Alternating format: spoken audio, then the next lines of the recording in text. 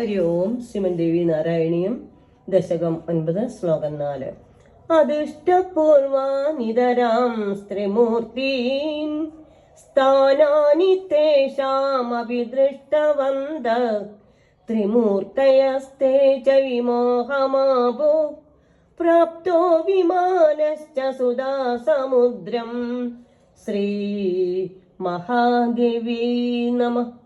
തേ ത്രിമൂർത്തേച്ഛ, ആ ത്രിമൂർത്തികൾ, അദൃഷ്ടപൂർവാൻ, ഇതുവരെ കണ്ടിട്ടില്ലാത്ത, ഇതരാൻ ത്രിമൂർത്തീൻ, വേറെ ത്രിമൂർത്തികളെയും, തേഷാം സ്ഥാനാനി അഭി, അവരുടെ സ്ഥാനങ്ങളെയും, ദൃഷ്ടവന്തഃ, കണ്ട്, വിമോഹം ആബുഹു, അന്തം വിട്ടുപോയി, വിമാനശ്ച, വിമാനമാകട്ടെ, സുധാസമുദ്രം പ്രാപ്തഃ, സുധാസമുദ്രത്തെ പ്രാപിക്കുകയും ചെയ്തു.